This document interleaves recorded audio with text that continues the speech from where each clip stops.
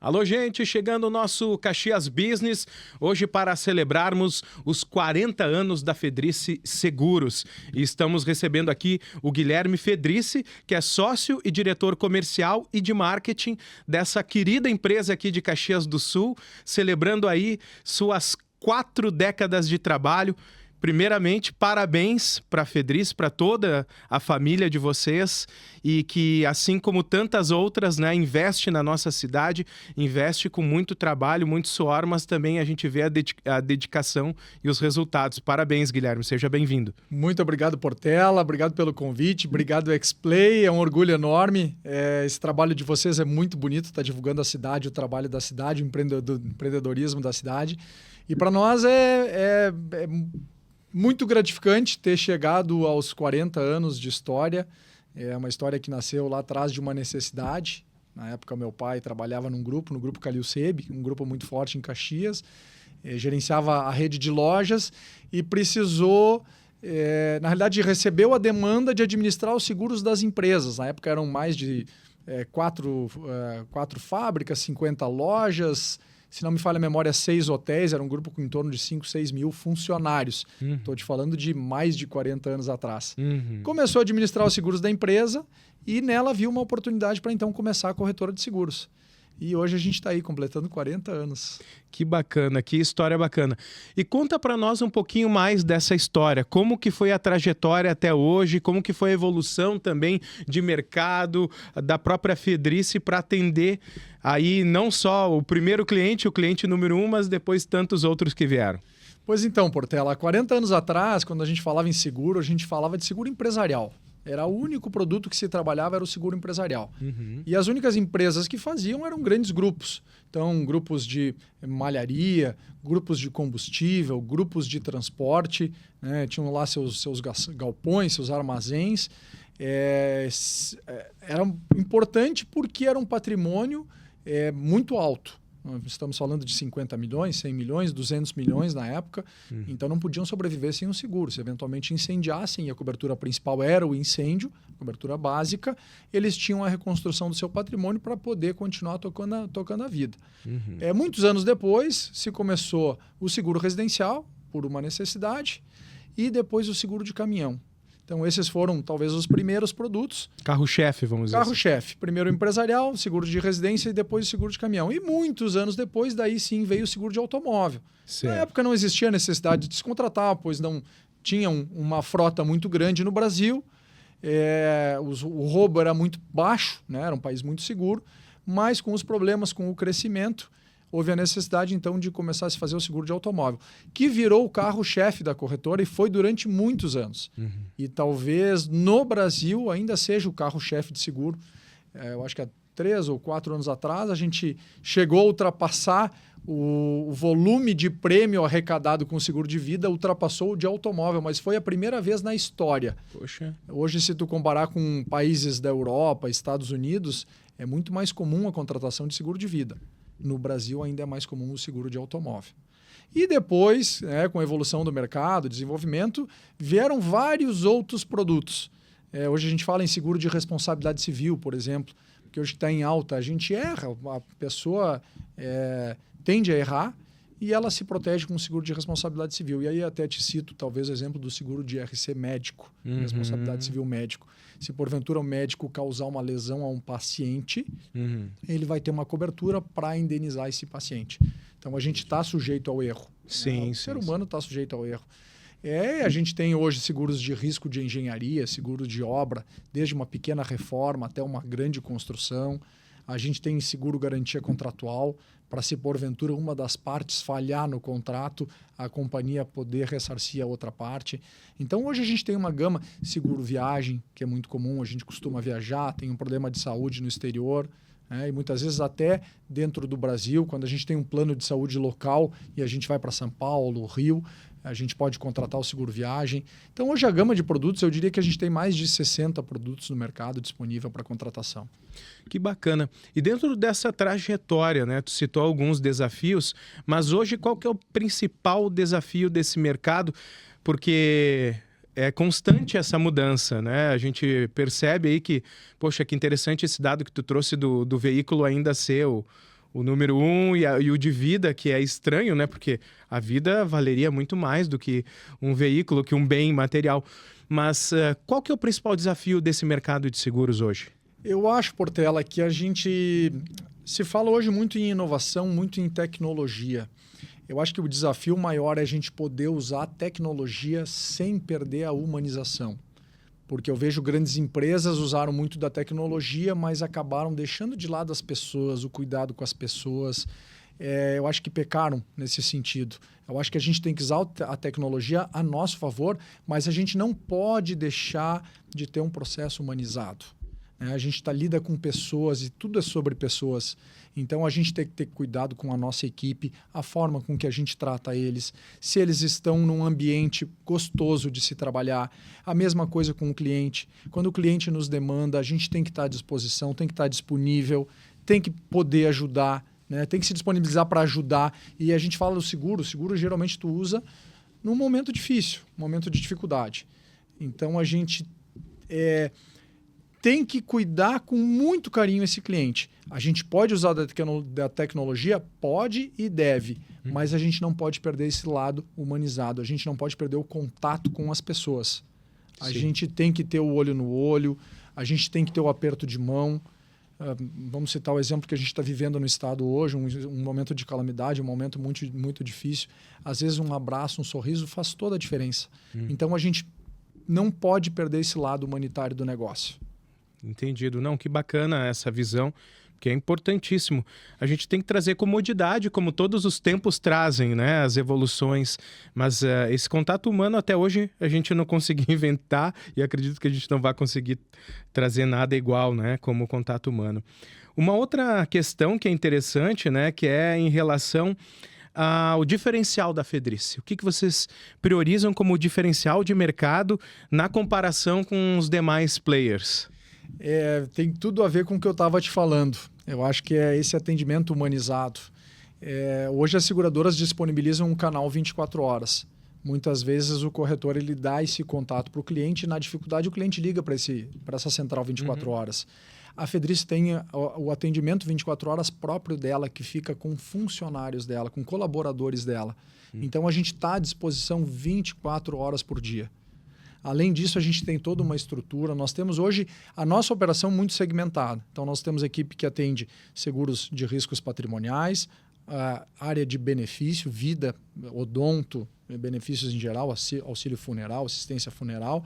A gente tem o nosso varejo, nosso departamento de varejo, e a gente capacita a nossa equipe em cada um dos segmentos para atender muito bem o nosso cliente.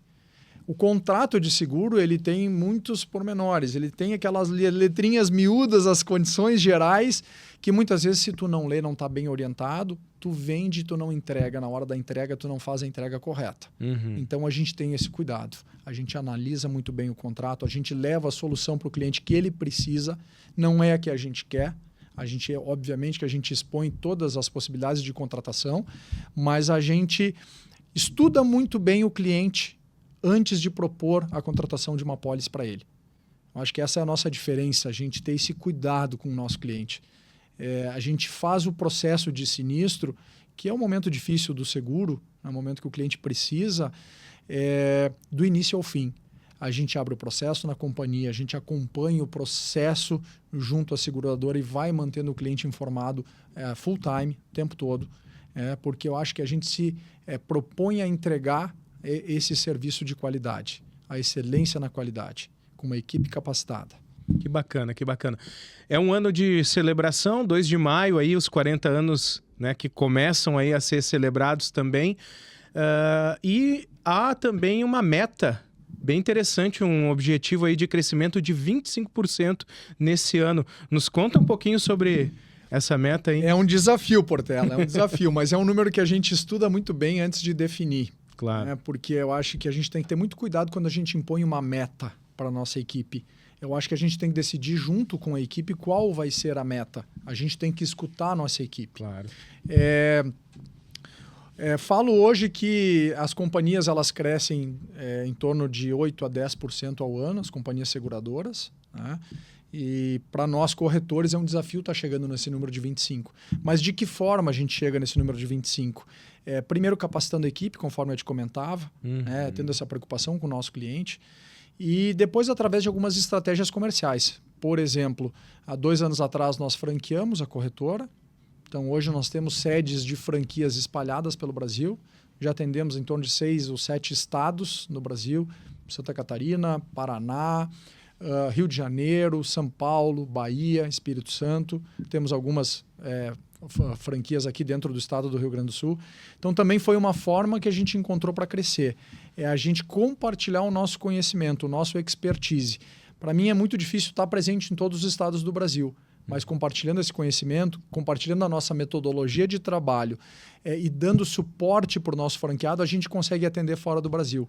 Então, essa foi uma das estratégias que a gente adotou. Está dando certo, a gente está caminhando devagarinho, porque a gente ainda está conhecendo o processo de franquias, né? De franqueadoras. É um desafio, mas é uma das formas para expandir. Uma outra estratégia que a gente adotou já há muitos anos é de compra de corretoras. Então, a gente analisa também, já fizemos algumas operações de compra, né, durante essa história dos 40 anos. Recentemente fizemos, o ano passado, a compra da Select Seg em Nova Prata, também uma corretora de pequeno porte, mas sempre analisando os valores dessas corretoras e entendendo o motivo de elas estarem vendendo a operação.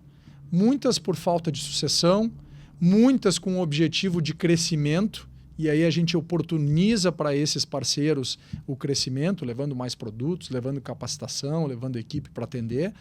Então, a gente tem algumas estratégias bem definidas para que a gente consiga atingir esse número aí. E uma curiosidade, né? Você falou das franquias. Como que é selecionado um franqueado? Né? Porque a compra você já nos explicou como funciona. Mas esse processo de franquia? Esse filtro ele tem que ser muito bem feito, Portela. Porque se os donos dessa empresa, enfim, a equipe dessa empresa que está sendo vendida, não tiver valores parecidos com o da Fedrice, a gente já pula fora. A gente já não analisa. Então, a primeira coisa que a gente faz é analisar no mercado a reputação dessas corretoras, dessas pessoas. Vamos falar sempre em pessoas. São pessoas de valores fortes, parecidos com o da Fedrice, do cuidado, do carinho com o cliente, da seriedade, da honestidade, correteza. São. Perfeito. Esse é o primeiro passo de tudo. Daí a gente passa a fazer uma análise financeira, olhar números e dar o próximo passo. Mas o essencial, o primeiro filtro, são os valores das pessoas que estão à frente dessas empresas.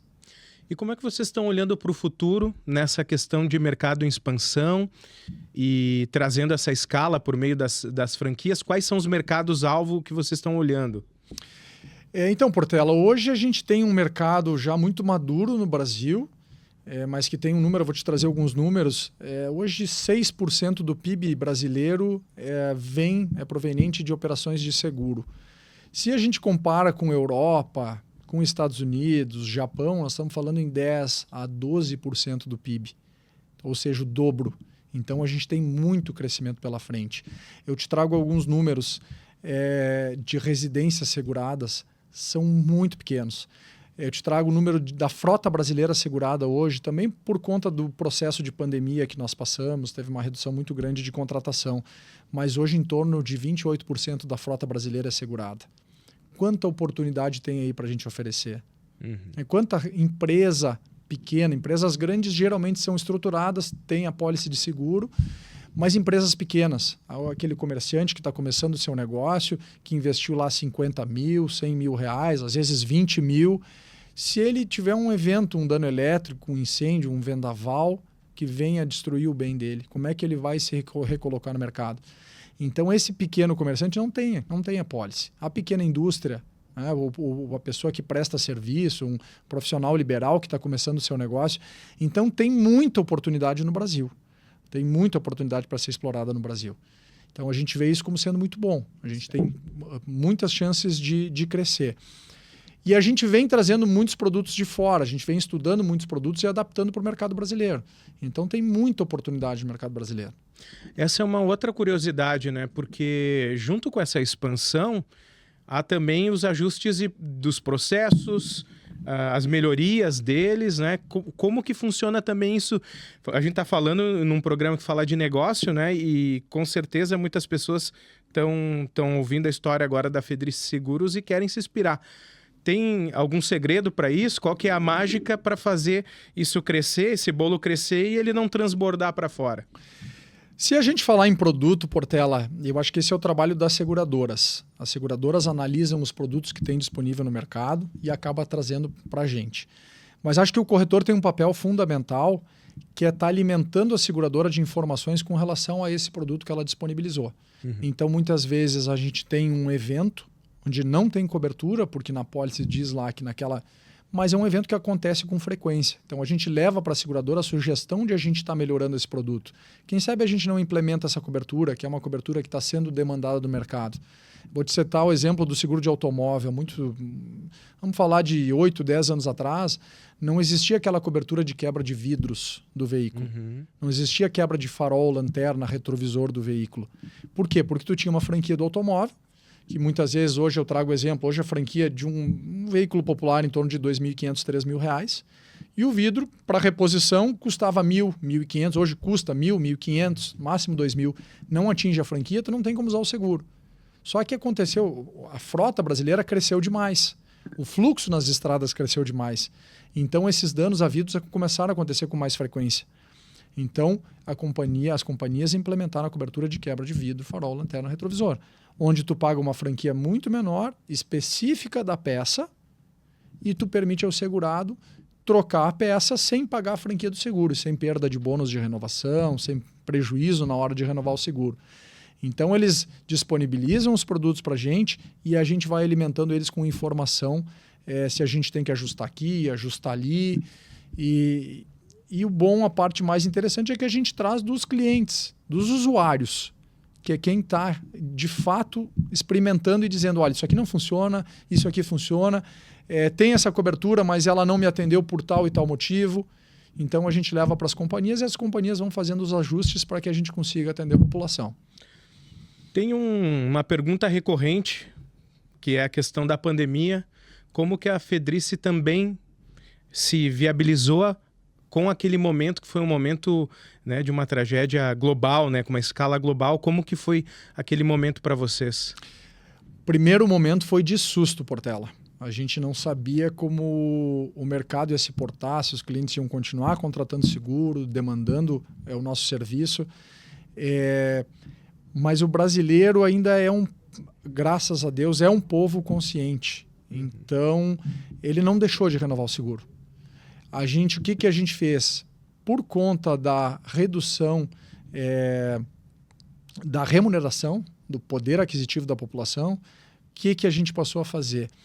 Vamos pegar o seguro que custava R$1.000, por exemplo, e vamos sugerir a redução de algumas coberturas que não sejam tão importantes assim, para a gente tentar reduzir o custo e viabilizar a contratação para o nosso segurado. Então, essa foi uma das primeiras coisas que nós fizemos. Vamos entender a necessidade de cada cliente. Se ele está passando por dificuldade financeira, vamos viabilizar a contratação para ele. De que forma a gente pode fazer isso? Então, não perdendo o cliente, né? Exatamente. Então, esse foi o primeiro ponto. O segundo ponto, e me orgulha muito, é que as companhias, mesmo tendo uma cláusula contratual que não indeniza a pandemia, ela se sensibilizou e ela indenizou todas as vidas perdidas durante o Covid. Isso para nós foi um momento nos trouxe uma felicidade muito grande, porque nós indenizamos muitas famílias. Tu não tem como repor uma vida, mas tu pode ajudar, seja na parte financeira, seja na parte de solidariedade. Então, as seguradoras indenizaram muitas vidas, tiveram um prejuízo muito grande, sim, tiveram, porque o contrato, quando foi montado, não foi prevendo essa situação. Sim. E eles indenizaram. Todas as companhias indenizaram por Covid. Então, isso foi assim, muito bacana por parte das companhias, por parte da gente que pôde auxiliar os clientes, indenizar essas vidas. Então, foi muito difícil. A gente passou. Eu acho que é um momento que ficou no passado, nos ensinou muita coisa. o contato remoto, por exemplo, evoluiu de certa forma que hoje a gente fala com pessoas que moram no exterior em tempo real, a qualquer momento. Isso foi muito bacana. Foi muito bacana. Então, nos afastou e, pela questão do afastamento, nos obrigou a evoluir em outros sentidos. Então, hoje a gente, às vezes, não precisa fazer um deslocamento para visitar um cliente quando a gente pode fazer à distância. Não que a gente tenha que fazer sempre à distância. Eu acho que não, como eu falava antes. A gente tem que estar do lado dele. Eu acho que o contato, pessoalmente, é importante.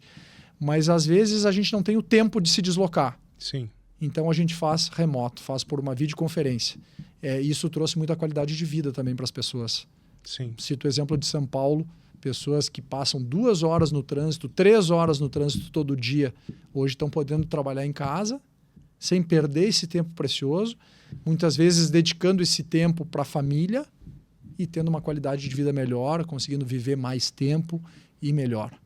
E nesse caso deu um resultado, porque eu estava dando uma olhada nos números, 92% é a taxa de retenção da empresa. Esse é um número que nos orgulha muito. 92% é a nossa taxa de renovação. É um trabalho muito difícil para tu chegar num número desse. A gente, durante a pandemia, caiu um pouquinho, mas depois a gente voltou a crescer e atingir esse número. Poucas empresas têm esse número, né, Portela? Retenção de 92%. Eu acredito que nesse mercado de seguros tem muito o famoso rouba-monte. Muito. E se manter com um número elevado assim, é um case de sucesso, com certeza.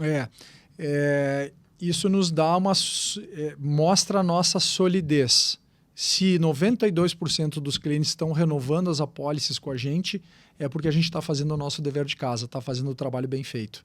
Então é um número que orgulha demais a gente. E quais são as estratégias por trás dessa retenção? De novo, é o que eu te comentava antes. É a capacitação da equipe, é a questão da humanização, é o carinho, é o cuidado com o nosso cliente, que é um dos nossos pilares aí. Que bacana. Tem essa questão também da expansão internacional, e a gente sabe que cada país é uma cultura. Como que funciona isso também, Guilherme? Conta pra gente. Então, Portela, a gente ainda não tem esse desafio, né, de estar expandindo internacionalmente. Muito embora a gente trabalhe com várias companhias multinacionais. Claro. Hoje nós temos poucas companhias nacionais que nos orgulham, como o exemplo da Bradesco Seguros, da Porto Seguro, que são companhias, hoje as 2 maiores companhias brasileiras, na realidade no mercado nacional, e são brasileiras. Mas a gente já opera com muitas companhias multinacionais. Então a gente tem muitas vezes viagens de treinamento e capacitação no exterior. A gente ainda não opera lá, mas a gente tem essa aprendizagem, esse treinamento que a gente muitas vezes vai, principalmente para os Estados Unidos ou Europa, que são onde tem a nossa referência para trazer novidades de lá para cá. Então a gente ainda não está operando no exterior. Amanhã ou depois a gente talvez esteja lá também, mas a gente está trazendo muita coisa de lá. Que bacana, porque é necessário olhar, né, o que está acontecendo ao redor, a experiência principalmente do cliente, que o cliente é o centro de tudo. Né? Se a gente não olha para o cliente, a gente não vai ter o resultado, né? Nenhuma das corporações vai conseguir. Então, é interessante, porque quando a gente vê as expansões, ou até mesmo esse network que acontece internacional, obviamente a gente vai adaptar com a nossa cultura, com a nossa linguagem, mas é um grande desafio também entender, né? Porque algumas demandas são muito características regionais dos clientes, né? Como você falou, até dentro do próprio Brasil tem algumas diferenças, né?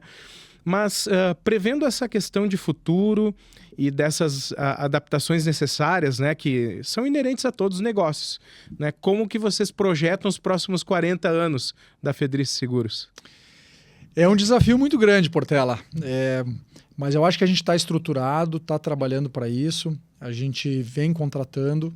Como eu te falei, a gente procura sempre capacitar a equipe, a gente procura entender os produtos que a gente está oferecendo, para, nas entrelinhas, saber exatamente o que a gente está se propondo a entregar para o cliente, para que na hora do sinistro ele não tenha nenhuma surpresa. Eu acho que a gente tem que estar ligado no que tem de produto no mercado, no que os outros mercados estão oferecendo. Hoje, vamos falar das companhias que a gente opera. Sompo, Chubb, Tokio Marine, HDI, todas elas são companhias multinacionais e que operam no mundo inteiro. Então, elas estão ligadas e estão analisando tudo o que acontece em todo o mundo e trazendo novidades para a gente. Mas não adianta só disponibilizar o produto. A gente tem que conhecer, tem que estudar, tem que estar apto para vender o produto. Correto. E muitas vezes alguns corretores não se especializam e acabam deixando lacunas e deixando prejuízo para os seus clientes.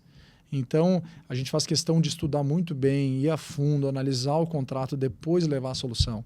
Às vezes o cliente tem problemas que ele acha que não tem solução e a gente vem e traz uma solução. E aí dá aquela, interessante, isso pode me servir. Vou te dar um exemplo. Hoje, grandes empresas contratam empresários e o empresário também está sujeito ao erro. Sim. A pessoa, vendeu a sua operação, está disponível no mercado, a grande empresa vem e contrata. Né? A responsabilidade civil que esse empresário tem, que essa pessoa, que esse executivo tem, é muito grande.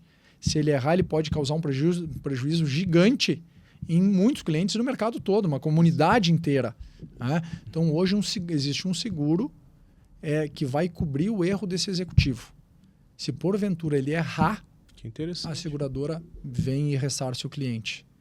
Então, a gente tem N produtos que estão chegando no Brasil aí, que são produtos bem interessantes de se contratar e que podem resolver o problema de uma determinada empresa. Que interessante, né? Porque não adianta, tudo é gestão, né? E que interessante que isso também está protegido ou pode ser protegido. Que interessante. Guilherme, nosso tempo infelizmente está terminando aqui, mas quero te agradecer novamente por ter batido esse papo conosco, contado um pouquinho mais aí desses 40 anos da Fedrice Seguros, né, que nos orgulha muito, né? Um abraço para o teu pai, um abraço para todos os fundadores. Eu acredito que realmente, né, lá com aquela desafio, né, sempre tem isso aqui na nossa região, sempre tem um desafio e sempre tem pessoas com coragem, né, com persistência e que realmente fazem a diferença. Então, nos orgulha muito te receber aqui e receber a Fedrice Seguros nesses 40 anos. Parabéns mais uma vez. Obrigado, Portela. Um prazer estar aqui contigo novamente. Estamos sempre à disposição. Quando a gente puder contribuir, nos chame, a gente faz questão de participar. E Caxias, como tu falou, é uma cidade pujante, empreendedora, tem muito a crescer. A essência do caxiense é essa, empreendedora. Então, acho que Caxias é uma cidade que nos orgulha bastante. E a Fedrice, principalmente, por estar aqui na Serra Gaúcha, em Caxias, rumo aos 80 anos agora. É isso aí. Forte abraço a você e a toda a família Fedrice aí, Fedrice Seguros, 40 anos. Agradecemos aí também a sua audiência. É muito bacana quando o Caxias Business recebe aqui na X-Play TV esses cases maravilhosos de sucesso, de empreendedorismo e que não param, né? A gente facilmente visualiza aí o futuro da Fedrice Seguros aí inovando no mercado e trazendo realmente algo especial para os clientes. Parabéns mais uma vez a Fedrice Seguros e nós vamos encerrando o nosso podcast de hoje aqui na X-Play TV, mais uma vez agradecendo a sua audiência. Até a próxima!